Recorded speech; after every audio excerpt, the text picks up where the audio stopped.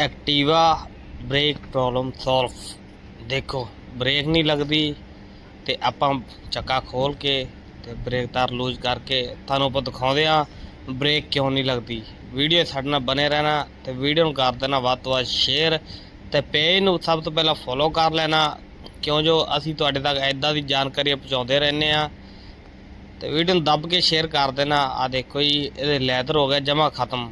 इदां तुसीं मुगलैल ला के ते आ कंपनी ASK ਦੇ बहुत वधिया लैदर ਹੁੰਦੇ ਆ, ਤੁਸੀਂ ਲਿਆ ਕੇ इदां फिट कर देने आ ते इदां केम करके ते लैदर चक्का साफ करके ते इदां फिट कर देना। तुहाडी ब्रेक बन जूगी एकदम ऐन ओके रिपोर्ट सिरा गलबात बन जूगी जी। इदां दी वीडियो वेखण लई साडे पेज नूं फॉलो जरूर कर लो ते वीडियो नूं शेयर जरूर करिया करो जी, तां जो ये वीडियो लोकां तक पहुँचे तो लोकां दा फायदा हो जे जिन्हां दे स्कूटरियां दी ब्रेकां नहीं लगदियां। ते इदां दी वीडियो लई पेज नूं कर लो फॉलो जी। YouTube channel Sukhchain bike modification follow कर लो।